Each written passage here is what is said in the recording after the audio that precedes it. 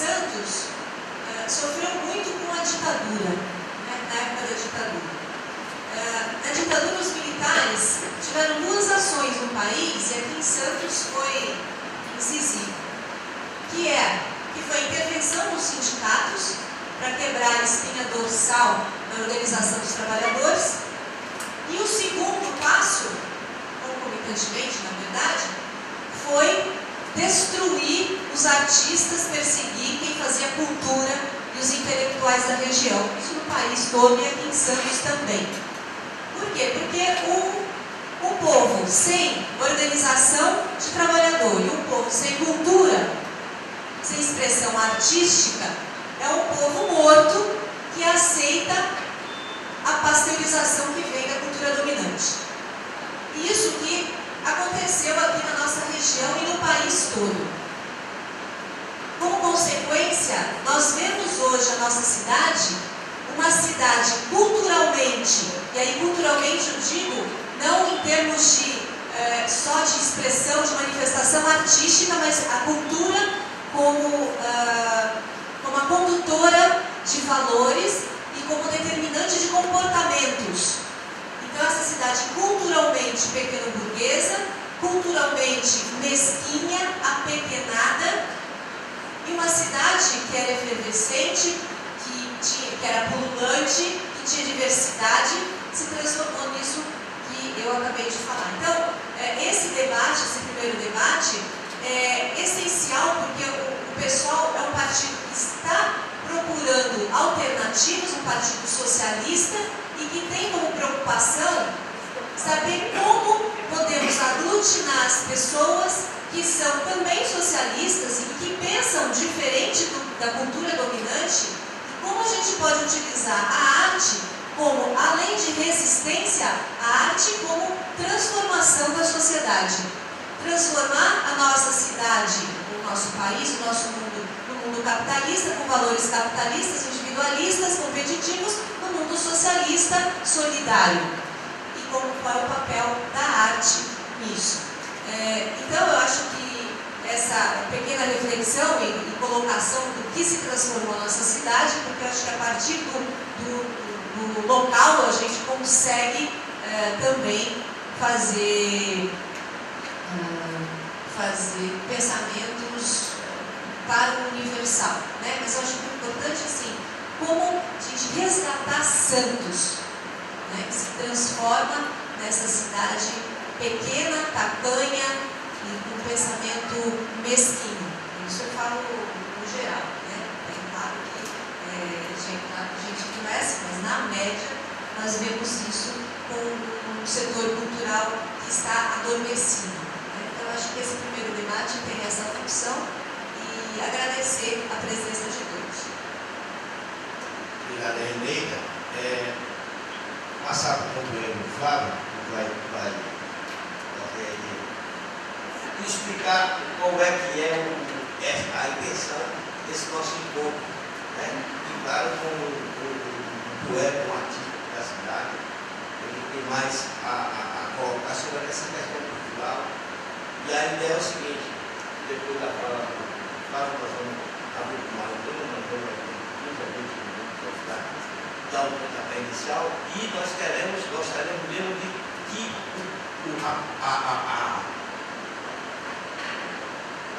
o público, para a gente discutir. Então nós queremos priorizar mais o debate de lá para cá do que de cá para lá, porque normalmente as coisas são feitas assim: vem os iluminados, colocam um bocado de coisa e fica tudo desse jeito. Nós queremos quebrar essa questão dessa forma. Queremos que as pessoas discutam, a gente procurar apontar os problemas e as soluções conjuntamente. Companheiro Flávio. Obrigado, boa tarde. Em princípio, eu falo muito com o passado 10 minutos. Agradeço profundamente, sinceramente, o Olívio, a Eneida. Eu já sou filiado ao PSOL há 2 anos. A coisa vai além do PSOL, mas logicamente dentro do contexto do PSOL. E eles tiveram, eu acho, a felicidade de pensar a política, digamos, prosaica, convencional, as possibilidades do PSOL, a partir de um debate preambular preliminar dentro de algo tão subversivo como a arte, quanto a cultura. Vindo ao local, como disse a Eneida, vou ler um texto rápido do Boaventura Soares Santos, que é um grande pensador, Souza Santos, sobre essas questões ligadas à convergência entre cultura, arte, culturas, arte e políticas, no plural. As mini-racionalidades pós-modernas estão, pois, conscientes dessa irracionalidade global, mas estão também conscientes que só podem combater localmente. Quanto mais global for o problema, mais locais e mais multiplamente locais devem ser as soluções. Isso enseja, essa ideia do Boaventura Soares Santos, a ideia de localização. Nós discutimos desde o urbanicídio lento que as grandes cidades, metrópoles do mundo inteiro estão sofrendo, como São Paulo, Rio de Janeiro, Xangai, a partir das nossas localidades. E discutimos o local a partir da predação capitalista global. Então surge a expressão de localização. Eu sou um artista nascido em Santos, mas eu habito a literatura. Eu sou um artista santense, santista. Apesar do orgulho dessa cidade já incluída no processo de localização. Antes de ler meu pequeno manifesto, vou fazer essa introdução. Santos vive, como disse a Eneida, e o livro também se salienta, um processo de, para usar um neologismo, de reacionalização lenta, gradual e progressiva. Um processo de aburguesamento, idiotização, muito em função de vários fatores, né? Socioeconômicos. A cidade ficou 20 anos sob o jugo da ditadura no sentido direto. Nós não votávamos para prefeito. Essa é uma área de segurança nacional. Santos tem uma tradição de vanguarda de 500 anos. Quer dizer, mas mais proximamente, Santos é a terra de Cacilda Becker, de Pini Marcos, da Patrícia Galvão, Pacu. Ultimamente, Santos tem sido a terra do Armênio Mendes, mas Santos, na verdade, internacionalmente, é a terra do Gilberto Mendes, o mais importante compositor erudito do Brasil depois do Villa-Lobos, o homem que introduziu através do futebol de música nova de Santos a música do decafônica, a música completa, a música vanguarda, é o DJ erudito do Brasil. Muito bem. E, enfim, em função da privatização, do sucateamento do porto, de certa forma, há um paradoxo, a força sindical de Santos, a Santos, que é mãe de São Paulo. Se você vê a história de São Paulo, vê, por exemplo, o Pompeu Toledo, São Paulo, capital da solidão. Metade da história de São Paulo se passa na Costa Bandeirante, Santos, São Vicente, figuras como Richard Burton, não um ator, mas o grande aventureiro do século XIX, foi cônsul britânico em Santos. Lá no século XVI, Hans Staden. De cada 5 imigrantes, nós, portugueses, espanhóis, árabes, nipônicos, de cada 5 imigrantes brasileiros, 4 tiveram descendentes, ascendentes, que tiveram como primeira mirada no Brasil, mais notadamente a do Miyotaki, o Porto de Santos. Quer dizer, é uma cidade mítica, é uma cidade-estado como Tunis, como já Alexandria, uma cidade de um simbolismo carregado de significados e significantes, e tem um compromisso libertário que se perdeu em função, justamente, primeiro, da ditadura, de experimentos, uma cidade bipolar, uma cidade que corajosamente, em 1968, elegeu um opositor ao regime militar negro, Esmeraldo Tarquínio, foi cassado, mas ao mesmo tempo que Santos é a cidade de Esmeraldo Tarquínio, é a terra do Erasmo Dias. A questão é essa, em Santos. Agora falando no global, a importância do PSOL, não a questão política no sentido estrito senso, já foi falada, dita pelo BIC. O PT teve uma grande importância de inclusão material, uma visão lunista. O Delfim, de certa forma, consultor do PT, mas é uma mazela em alguns aspectos, mas é uma figura interessante, até porque é um apaixonado por charge e caricatura. Tem uma das maiores coleções de charge e caricatura dele mesmo do Brasil, o Delfim Neto. Ele disse que o grande condão do PT foi ter incluído e feito o que o Lula corrobora, a visão de inclusão diferente de inserção. O povo, o trabalhador, muito na terminologia do Big, o povo começou a consumir sabonete Dove, essa é uma expressão do Delfim. E na expressão do Lula, o povão começou a comprar um danoninho. Então essa é a visão do PT. Eu não quero me pautar pelo PT, porque eu nunca fui petista. O único partido ao qual fui filiado, nos anos 80, tinha 17, 18 anos, era o partido que tinha o sonho do socialismo moreno. O partido que abrigou o Prestes, o Brasil, um país estranho, né? O Partido Comunista chegou, se não me engano, a expulsar o Prestes, quase aos 90 anos. O Prestes foi abrigado por um partido que tinha na liderança, além do Brizola, Darcy Ribeiro, Glauber Rocha, que pensavam no socialismo moreno. Então esse é o velho PDT, não tem nada a ver com o PDT de agora. O PSOL me encantou por quê? Por quê? Porque pensa e traz artistas e trabalha com inserção, inclusão lulista, inclusão pelo mercado, socialismo material, no sentido de inclusão, é socialismo de incluir para o mercado, de requalificar, quer dizer, mais gente consumindo. Essa é a ideia lulista. Com todo o respeito que eu tenho para a trajetória do Lula, mas o Lula nunca teve uma visão socialista no sentido do Partido Comunista. O Lula tem uma visão de inserção, de inclusão material. A história do povão, do pobre, do trabalhador consumir o sabonete Dove e tomar o seu danoninho. O que pensa o PSOL pela minha percepção? Ele trabalha com inserção. Enquanto inclusão equaliza, vamos trazer o povo trabalhador para o mercado de consumo. Ótimo, ok. Importante o sabonete Dove e o danoninho são importantes. Agora a inserção, ela trabalha com a inclusão através do pensamento pós-estruturalista, trabalha com uma inserção de diferenças.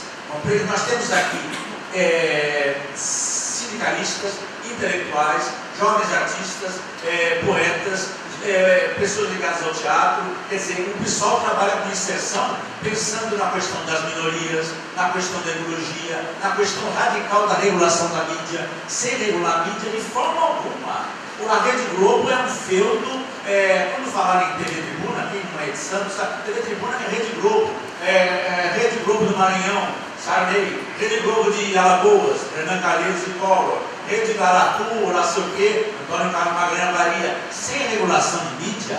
Isso não é questão de... A Inglaterra regula, tem a sua mídia regulada, é um absurdo. Quer dizer, as soluções, vou dar rápido, Yara. Solução primeiro é regular a mídia. A mídia faz cabeça, simples. Se não houver democratização no sentido radical da mídia, compreende? Nós não vamos ter uma cultura avançada. Segundo, aí voltando ao Tucaná, voltando não, nem citei, terceirização. A terceirização em cultura foi uma excrescência. Ideia do Sr. Fernando Henrique, a USESP, por exemplo. A USESP serve a São Paulo, ela serve ao Estado de São Paulo. Santos é uma cidade portuária, ok? Ponto final. Existe uma empresa portuária de Santos, eu estou falando de uma questão do seu candidato a governador estadual e local. É até um gosto, uma fofoca, mas é importante. A Pinacoteca, por exemplo, onde eu colaboro, não tem um tudo para nada, não tem segurança. O prefeito disse que a Pinacoteca não é um equipamento público. A Pinacoteca teve um verificalista furtado. Roubaram um verificalista, arrancaram da parede e roubaram. O prefeito diz o quê? Não podemos fornecer um guarda municipal porque não é um equipamento público. Como a Pinacoteca? Ele não é uma autarquia, mas é um equipamento público. Compreende? Então, a burguesia santista que domina a Pinacoteca de Santos, que é o equipamento público, não é estatal ou autarquia, mas é público. E se pega fogo a Pinacoteca? Compreende? Porque o prefeito não tem visão. Por que ele não tem visão? Porque ele não é um fruidor de cultura. Em 92, em 88, nós elegemos uma prefeita, o velho PT, que fluía a cultura. Compreende? O vice-prefeito, o Dr. Sérgio da Cunha, a quem o Gilberto Mendes tem maior admiração, é um poeta. Quer dizer, os governos do Davi e da Thelma valorizaram os seus artistas. O Duque de Urbino, na Renascença, vou ser rápido para o bancar, eu sou mais provável que vocês imaginam dizer. Qual é o segredo de um homem para governar a sua cidade? E na Itália, a cidade-estado. Florença, o Duque de Urbino disse: amar a sua cidade, mas amar mesmo, né? Amar a sua cidade e conhecer os seus artistas. O prefeito de Santos conhece os artistas da sua cidade. Santos padece, sabe do quê? São Paulo também padece. De necrofilia cultural. Morre Jair de Oliveira Freitas, Jairzinho, filho do Dr. Jair. Vivia fudido, bêbado aí, hoje é saudade. A geografia do santo. Morre o César Machado, virou santo. Morreu meu querido amigo Wagner Parro, DJ fantástico, virou santo. Então, aí o da Rios, que morava em Campinas, ela tem que ser desalojada da Casa do Sol por não pagar IPTU. Aí está Rio de Almeida Prado, que morou em Santos. Hoje, amanhã, está sendo inaugurada uma puta de uma exposição no Itaú Cultural de São Paulo da Paulista, em homenagem a quem? A Hilda Hilst, uma poeta que morreu, teve a sua casa desapropriada por falta de IPTU. Compreende? Então não é necrofilia cultural. Morreu Zelos, morreu Wagner. Compreende? O Gilberto, que está com 92 anos, o Festival Música Nova foi para Ribeirão Preto.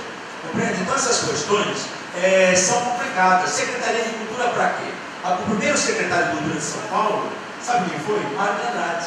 Tinha a função de dispensa comentário. Fábio Prado, prefeito, escolhe, queria a Secretaria de Cultura. Para que serve o secretário de Cultura em Santos? Para que Ministério da Cultura? O Ministério da Cultura foi criado pelo Sarney. A ideia do Ministério da Cultura, eu não quero acabar com o Ministério, mas é uma ideia fascista. Nós somos os secretários de Cultura, nós fazemos cultura. Eu vou tornar paroquial a conversa rápida. O que vai fazer o Fabião, que foi cooptado? Era o professor Bicho Grilo, virou um careta a serviço, como diz a Eneida do Paulinho. Compreende? O que vai fazer o secretário de Cultura? Nada. Ele foi cooptado. Nós temos que ser instigadores de cultura. Nós somos os fazedores, usando o neologismo. Nós somos os criadores e devemos ser os disseminadores de cultura. A questão, por exemplo, da concha acústica é uma questão escandalosa. Como a questão do Minhocão de São Paulo é uma questão cultural. A questão do Carnaval da Vila Madalena é uma questão cultural. A questão do Parque Augusto é uma questão cultural.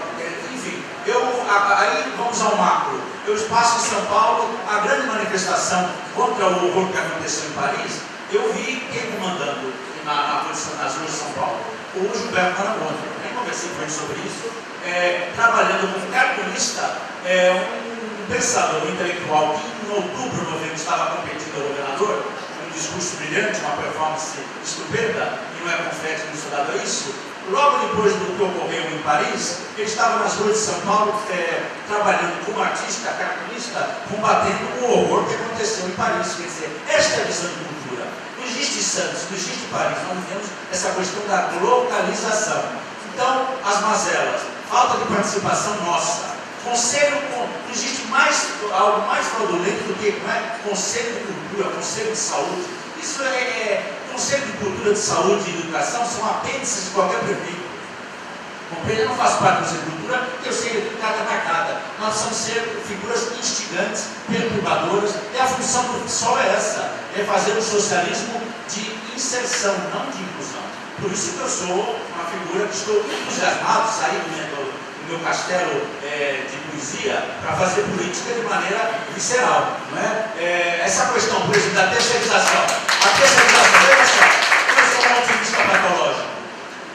E geral. O que aconteceu na Santa Casa de São Paulo? A Santa Casa de São Paulo foi socorrida por quem? E logo vai acontecer no Brasil inteiro. Essa famigerada terceirização, terceirizaram a Sala São Paulo, o Teatro Municipal, vão terceirizar o Coliseu e entregar o Coliseu para um município criada, sabe por quem? Pelo Grupo Tribuna, que é a TV Globo do Litoral.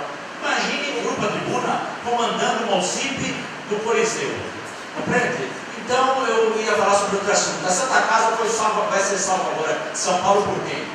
Pelo Estado. Pelo que eu entendo isso, eu sou advogado. Quer dizer, agora estão chamando o Estado para salvar a Santa Casa de São Paulo? Imagine na arte. Nós precisamos de dinheiro do Estado? Não necessariamente. Precisamos de reconhecimento. Os artistas precisam ser ouvidos. Se eu como poeta, sem modéstia, mas eu não sou um poeta santista como outros não são, Ademir Demarque, Marcelo Ariel, o Doreiro, que já conversamos aqui com o Marangoni, são escritores que estão inseridos no contexto nacional. Se eu pedir audiência para o prefeito Santos, faz favor, o Armínio Mendes senta o pé na cadeira do prefeito, na mesa do prefeito. Ele manda.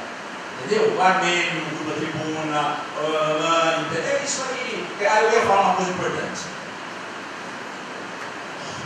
Uma grande empresa retroportuária, parece uma questão até urológica, uma empresa portuária fez 50 anos de existência, alugou a Sala São Paulo, quer dizer, ela ganha dinheiro em Santos, a Rodrimar alugou a Sala São Paulo, deu uma festa para 1000 convidados, imagina a festa. Uma empresa do Porto de Santos, que ganha dinheiro em Santos, que nega patrocínio para a Pinacoteca de Santos, no seu cinquentenário, dá uma festa fechada, aluga a Sala São Paulo, compreende? E nega dinheiro para a cidade que dá origem à sua fortuna. Então são coisas assim, compreende? A questão é discutir, é combater a terceirização da cultura, é instigar cada vez mais a participação de artistas, e o nosso instrumento, vamos chegar às vezes de fato, é o PSOL. Na questão eleitoral, na questão do cotidiano, eu vou continuar sendo subversivo pela arte. O Marangoni, como professor universitário, arquiteto urbanista, e enfim. Mas a questão política nos estados sociais está junto. Compreende? Então, são essas questões que eu queria colocar. A questão das universidades, elas não colaboram em nada. A Unisantos, eu sei que tem pessoas ligadas a Unisantos. A Unisantos conseguiu um espaço da TV Cultura.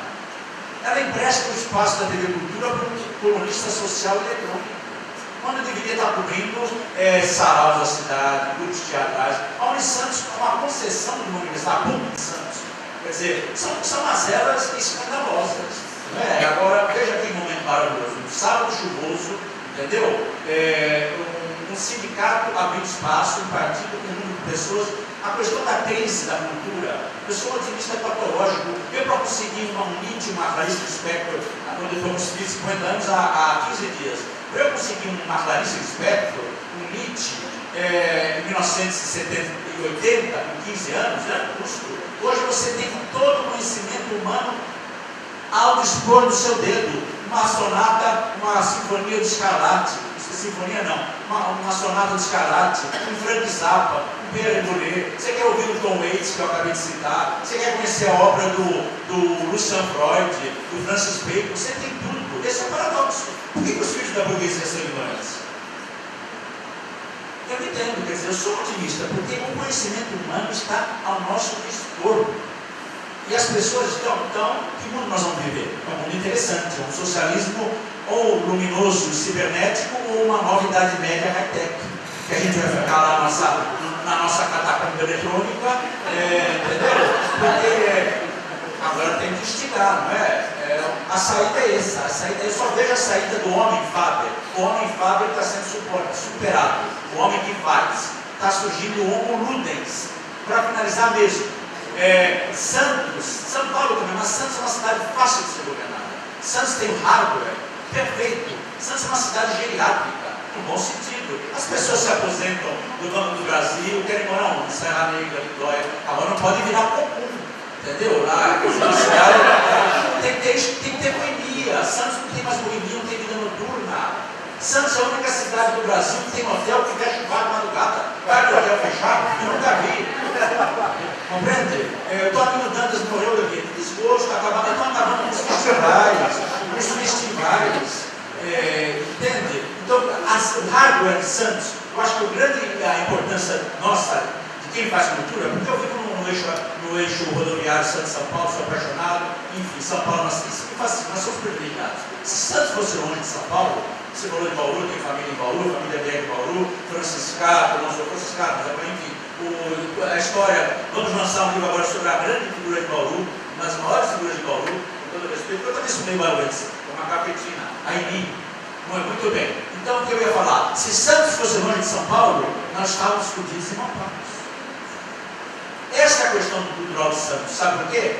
Porque de ônus, nós vamos fazer bônus. Eu não vou ver cinema, porque tem em São Paulo. Eu não vou no teatro, tem em São Paulo. Faz ao contrário, não faz de São Paulo um ônus, faz de São Paulo um bônus. Traz São Paulo para cá e nós vamos levar São Santos para lá.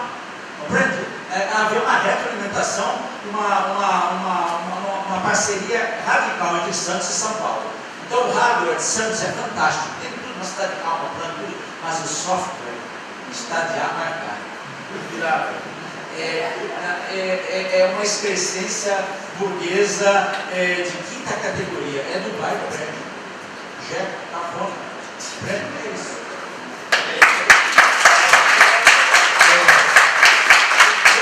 Dois companheiros inscritos, nós vamos passar os dois companheiros para falar e depois a gente passa para o Marangoni para encerrar. Não passa mais para mim. Se não, já aqui tem já. Então o companheiro Gilson, depois o companheiro Sérgio Céu. Então o companheiro Gilson, companheiro. Tem que planejar bem-estar, tem que planejar para os operários, você tem que ser capaz de consumir até que o capitalismo funcionou. Ele é capitalista, não foi socialista, não foi, era anticomunista, aliás. Mas reconhecendo os símbolos, e o fato de ser santista me interessa, esse Paulo falando mas você tem outros santistas que foi fundamental e é sempre desprezado por nós, como aqueles que a gente fala, o fundador da nacionalidade, que é o grande intelectual brasileiro do século XIX. Bem, a gente teve Machado de Assis, a gente teve outros, mas esse era o intelectual, esse era o, para mim, eu vou falar uma coisa que vocês vão achar uma heresia, que é o intelectual brasileiro à altura do Bolívar, assim, é um brasileiro maior do século XIX. A gente despreza, que acha que é o burguês, que acha que é o aristocrata, porque o José Bonifácio. José Bonifácio era santista. José Bonifácio é um homem que viveu a Revolução Francesa, era da Academia de Ciências da França, ficou 40 anos na França. Vem para o Brasil na independência. Vem porque ele era um iluminista. Ele era um burguês, antes da burguesia existir no Brasil. E na discussão da Constituição de 1824, ele rompe com o ele é mandado para o exílio de novo. Por que ele rompe? Por uma série de disputas de poder, mas por uma fundamental. Se vocês forem ler a Constituição de 1824, está na internet. A Constituição de 1824 é maravilhosa. Essa é a Constituição francesa de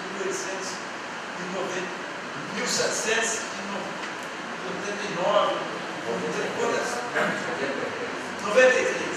Ela é uma Constituição iluminista, porque ela fala dos direitos, todos são iguais perante a lei, a educação é um direito e tal, e ela não cita. Mas vão na internet e dão um Ctrl+F que você acha que ela não cita uma vez que o regime de trabalho no Brasil é escravidão. Não, isso não existe. É uma Constituição que boia a singularidade brasileira. E o José Bonifácio rompe, um dos motivos é que o José Bonifácio tinha a abolição dos escravos como passaporte da modernidade. Todas as independências da América Latina, todas, absolutamente todas, aconteceram em 1810 e 1828. 1810 era a independência argentina, 1816 a Venezuela, e chega até o Uruguai em 1828.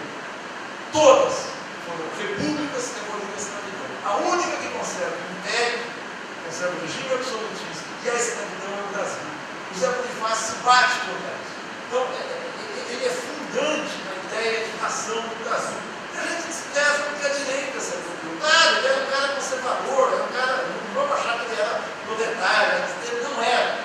Mas ele era como figuras do lado de lá que a gente tem que aprender, até para a gente conseguir transformar o país.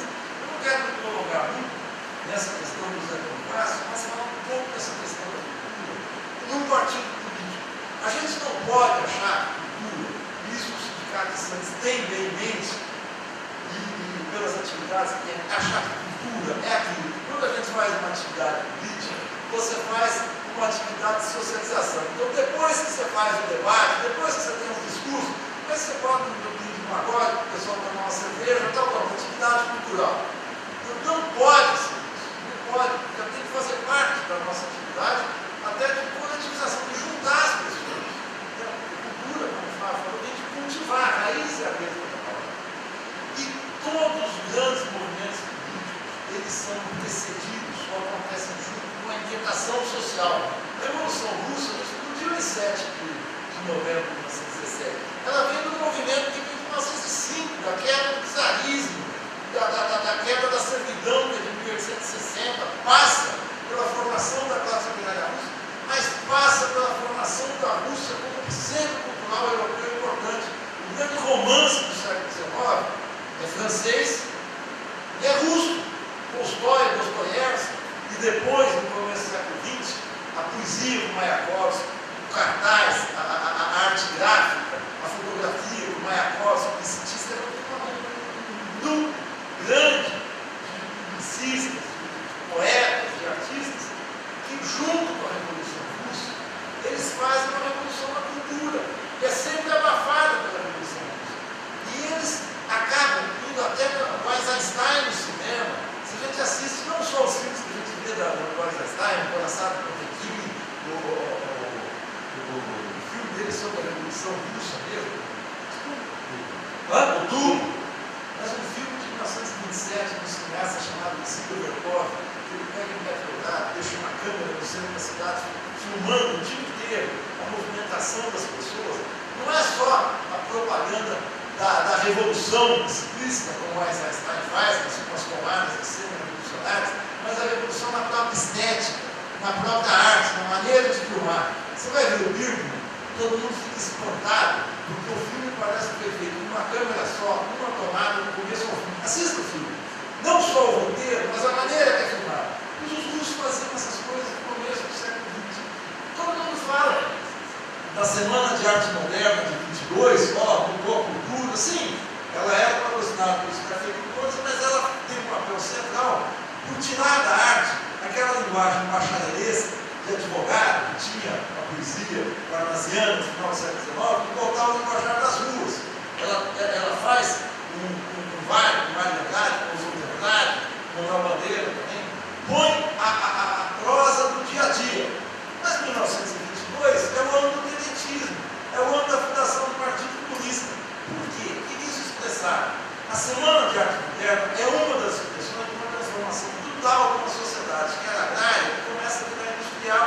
E esse arranjo de forças gera revolta, gera greve de 17, gera saques, gera a Revolução de 24, depois de São Paulo. Então, a cultura, ela acompanha a sociedade. 68, todo mundo fala 68, os estudantes nas ruas, não sei o que, mas 68 no Brasil é o ano do capitalismo, é o ano dos festivais da canção, do André. Ou seja, você tem, sempre que você acompanha o movimento político, o movimento de cultura. E o partido que você tem que ser amplo, tem que ser amplo para isso. Não pode botar uma atividade da gente, depois de uma atividade como essa, atividade cultural. Né? Você não faz uma coisinha depois, no funk, no pagode. Não, nada como funk, pagode, não, por exemplo. Isso tem que permear, não é que a gente tem que parar para fazer pagode. Não, mas a atividade cultural faz parte disso. E a gente saber que cultura não é só a produção da arte, da cultura, do filme, do cinema. O Flávio bem colocou aqui. A cultura é também a comida. A produção da comida, da culinária, é a expressão da cultura. O Câmara Cascudo, que foi um antropólogo brasileiro, autodidata, do Rio Grande do Norte, que foi de direita, foi integralista, mas ele tem um livro que se chama História Cultural dos Nossos Gestos. Qualquer gesto que a gente faz, ele estuda todos os gestos. Os gestos, desde você dar tchau, você dar uma banana, você fazer um gesto de baixaria e tal, ele estuda isso como expressão da cultura. Então, a cultura está em tudo, a gente precisa saber reconhecer e colocá-la junto, e ela faz parte da atividade. Ela faz parte disso. Não é hoje a cultura é você colocar, como as eleições estão complicadas, cada vez mais é você colocar a cara. Então, um esportista, um artista, para ser candidato a deputado escutar, fortalecer a cultura. Então, eu acho que a gente tem que ser sensível a isso do partido como sol, ser aberto, captar, chamar isso para dentro do partido, colocar isso na sociedade também, porque é uma das maneiras de a gente se comunicar com as pessoas, é a gente ser sensível ao que elas estão produzindo. O partido político, assim como o produtor cultural, não é o ente iluminado que produz política, assim como a gente não pode achar que é o ente iluminado, o gênio que faz cultura e a gente vai para bater palma ou não.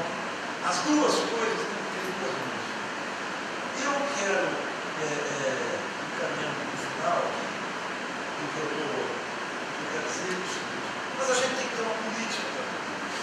E é difícil, sempre foi uma coisa difícil, quando você fala de política cultural, porque a produção da política, embora a produção teórica da política seja individual, quando você vai teorizar sobre política, os grandes clássicos, produziram individualmente, Maquiavel produziu individualmente, o Diderot, o Ulisses, você escrevia individualmente, o Lenin escrevia individualmente, mas a política em si, na produção teórica, ela é uma atividade coletiva.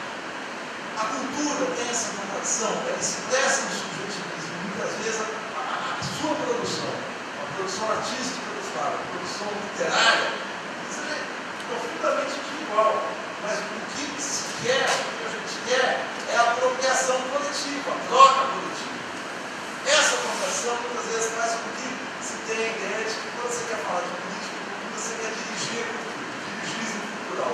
Quais são as regras, os cânones da boa cultura? isso faz parte do mercado, que muitas vezes se acusa a esquerda de ser stalinista na cultura, querer dirigir. Hoje quem dirige a cultura é o mercado, não tem dirigir maior do que o mercado.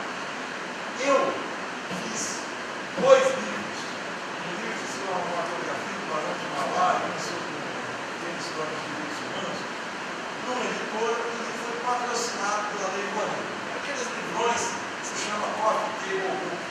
Sabe o que é Coffee Table Book? Aquele livro tem o melhor estilo dele, você botar a xícara de café e servir com o não, aqueles livros que você põe no centro da mesa da sala, para enfrentar aquele cenário visível, para você servir e tal, você tem estudar fotografias do Nordeste encantador, árvores da Amazônia e tal. Essa é a cultura do mercado que nos foi legada a partir do governo Sarney, potencializada pelo governo Fernando Henrique e pelo governo Lula, que é você. Você produz cultura, você faz uma produção, quer fazer um livro, quer fazer uma música e tal, você vai no Ministério da Cultura, preenche um formulário online, você recebe uma guia para captar recursos para o seu livro, para o seu filme, para a sua matéria. Aí você vai de joelhos, que assim se vai, na Volkswagen, ou na Petrobras, ou na Telefônica e tal, vê se eles te dão recursos para fazer isso. Muitas vezes. E conseguiu bastante? Milhões? Enriqueceu? Manda bem? Joelho, inclusive. Hã? Joelho. Você vai de joelho. Eu já fiz, eu sozinho. Você vai na caixa e pede um financiamento de um livro que eu achava genial. Tudo que a gente faz, genial. Nós somos todos gênios incompreendidos. Você vai e acha que pelas suas grandes ideias vai chegar lá o diretor de marketing e vai falar, nossa, esse sujeito tem uma ideia. Fazer esse tipo da população do Santos. Não está pensando nisso.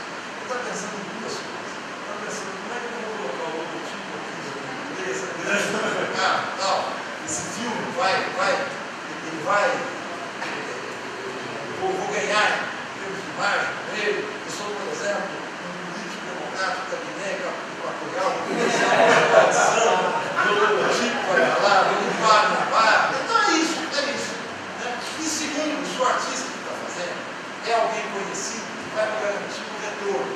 Se eu tenho uma peça com a Fernanda Montenegro, um filme com o Walter Salles não vale porque ele tem um patrocínio embutido já na família. O Walter Moreira Salles, não, o Walter Moreira Salles, eu tenho um Libano, eu já tenho patrocínio. Mas eu sou o Fernando Meirelles, eu já tenho um nome, eu consigo patrocínio. Essa cultura do patrocínio, ela te submete a obra de arte, ao marketing das empresas. E ela, além de concentrar, ser elitista, ela funciona na base da corrupção. Você tem que deixar pedágio para os caras, 10 a 20% do banco da Petrobras e do Banco do Brasil para você conseguir sair. E ela submete de uma maneira mais infame aos desígnios do mercado. Não só na cultura, mas no mundo dos esportes também. Eu sou amigo da Poliana Okimoto. Ela vou botar o eixo. Quando eu era pequena. Ela tem 29 anos, é recordista mundial de nada, também. De travessia oceânica e tal. E a Poliana, o marido dela é um técnico. Eu só quero contar a história dele, não quero mais, não sei se ele está pilotado. E ela nada, o ano inteiro, ela ganha travessia no México, vai às Olimpíadas, vai não sei o quê. E ela tem patrocínio dos Correios. Mas ela tem patrocínio dos Correios, não porque quando ela começou a nadar aos 7 anos de idade, chegou alguém dos Correios, do Comunista, e falou, essa menina tem um bom investimento. Não!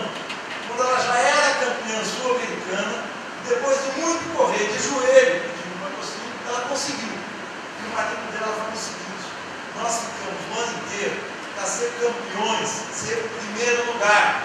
Porque se eu sou segundo, se ela é segundo lugar no terceiro, corta o patrocínio, ela não consegue sobreviver, porque ela para ser campeã, ela tem que nadar 8 horas por dia. O trabalho dela é esse.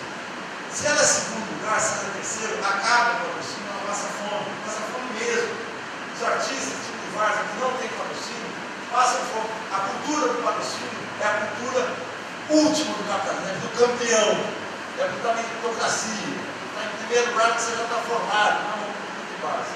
Eu quero terminar dizendo o seguinte: a gente tem que lutar, não só lutar por isso, é por financiamento público, não é só de campanha, é financiamento público da cultura.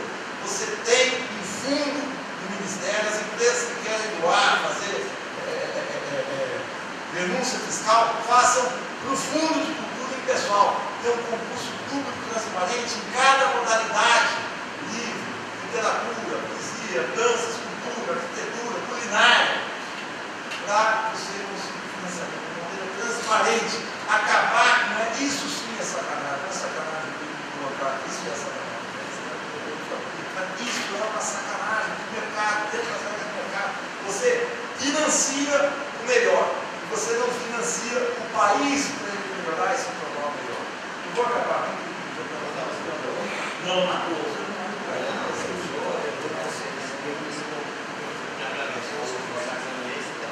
Então, só para terminar, eu acho que o partido tem que pensar, mas não da maneira, assim, como eu falei, dessa maneira hegemônica. Eu quero só terminar falando uma coisa que o Oscar que é hegemonia cultural. A gente assiste o Oscar, a cerimônia, ou a gente lê, não é que a gente não assiste, a gente quer saber quem ganhou, eu caso orientar para ver os filmes, como se aquilo fosse o campeonato mundial dos filmes, a Olimpíada dos filmes, todo mundo está concorrendo de igual para igual, todo mundo chega na beira da piscina, ou na pista, vê quem corre mais, o filme que corre mais, o filme que levanta maior peso, o filme que dá o salto mais longe. Como se fosse uma competição, não é. O Oscar é uma competição da indústria de cinema americano, só dela, e de mais ninguém. Tem 6.000 pessoas que votam, todos da indústria cultural, críticos de jornal, produtores, cineastas, não sei o quê, um povo do público em geral. Tanto que tem prêmio, só ganha filme americano. E tem todas as modalidades. Esse ano eu fiquei sabendo que tem uma, que é, como é que é, cabelo e maquiagem. Não sabia que era maquiagem. Claro que tem filmes geniais, mas o Chaplin nunca ganhou um Oscar. O Cidadão Kane, que é um filme genial do Orson Welles, de 1940, ganhou hoje um Oscar. Fotografia. Tem um roteiro genial. E a gente assiste aquilo como se fosse um Nobel. E tem uma categoria que é melhor filme estrangeiro. Como se todos os outros filmes estrangeiros valessem e você tem 14 ou 15 modalidades do cinema americano. Que isso é transmitido ao vivo em vários países, inclusive pelas TV checa, como no Brasil, como se aquilo fosse o must do mundo. Claro que tem filme muito legal, como esse ano a gente tem sorte de ver, mas tem também merdas fenomenais, como aquele Guerra ao Terror americano. Dizem que agora o American Sniper também é um filme ruim, um filme sobre supremacia americana. A gente não pode se vender esse hegemonia cultural de achar que o Oscar é o Nobel do cinema.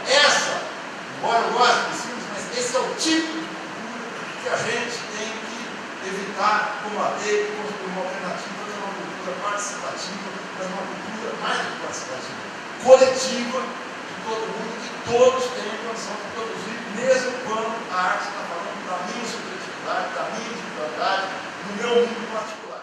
Mas é um valor compatível com a população ver o filme. E o filme argentino bomba primeiro é na própria Argentina. Filme brasileiro, a maior parte dos filmes que não são feitos pela Globo passa 2 dias por semana, no horário assim, da 1h30 da tarde às 3h30, 2 dias entre terça e quarta, no espaço no banco, durante 3 semanas e sai. Aí fala, o cinema brasileiro não faz sucesso para dar tudo. Jogos Vorazes 3 faz. Só que Jogos Vorazes 3 estreou em 1.200 salas. O Brasil tem 2.200 salas de cinema. Isso é o poder do monopólio. Cinema argentino estreia na Argentina em 100, 200, 300, 1.000 salas públicas. Então, se a gente não tem Estado, um Estado democrático, não é um Estado dirigido, autoritário, não tem isso como política de Estado, política pública, a gente não vai adiante. Vamos ter palco, vamos ter pinacoteca, vamos ter a orquestra brilhante, linda, camarotizada aqui, e não vamos ter isso como um acesso universal, como direito da população. Aliás, é isso que a Argentina é um país de leitores muito antes do Brasil, porque em 1870, na unificação da Argentina, a Argentina teve um presidente chamado Domingos Sarney. Era um oligarca, mas era um oligarca de visão. Sabe o que foi o governo dele? Ele instalou uma biblioteca em cada cidadezinha, em cada lugarejo, aí você deve conhecer melhor do que o da Argentina. Toda cidade tem biblioteca, toda. Ah, mas não tem ninguém para ler, mas um dia vai ter. Cultura tem que ser esse impulso, tem que ter o impulso de baixo dos produtores, a gente criando, fazendo qualquer tipo de obra com total liberdade, mas você tem que ter apoio, você tem que ter acesso, você tem que ter gente para ver. E gente para ver vai ter se você tiver equipamento, livro, terminal de computador, internet, banda larga, com acesso, com preço barato, você ter, enfim, pinacotecas funcionando, lugares, coisas, suportes para você poder colocar a sua arte. É isso, não vou me prolongar mais. Por último, eu achei genial, eu queria ler o seu conto, essa é a verdade. Onde é que eu acho? Está na internet? Não, eu te mando. Ah, mas te mando não, tem que botar para todo mundo ler. Eu quero ler, eu vou te dar meu e-mail e você me manda. Mas eu leio. E eu vou falar, você falou essa questão da verdade, vou terminar resumindo um conto que não é meu, mas um conto do escritor americano, que se chama Ambrose Bierce. O Ambrose Bierce é um escritor da segunda metade do século XIX. É um escritor da época da Guerra Civil Americana. O Ambrose Bierce escreveu uns contos curtinhos, assim, muito curtos. Ele tem um que eu acho que retrata bem o momento brasileiro atual, o que foi essa campanha eleitoral, o que são os tempos que a gente está vivendo. Um deputado é eleito no Congresso americano, fazendo uma campanha contra a corrupção, botar os ladrões na cadeia, não pode roubar, não pode ter laraca, o sujeito não pode meter a mão no que é público, o sujeito não pode, enfim, pegar o que não é dele. Ele se elege, aí é um ponto que ele pega uma questão absurda. No dia seguinte da posse, ele pega a cúpula do Capitólio, do Congresso americano, manda botar numa carroça e leva para casa. Aí os eleitores vão indignados.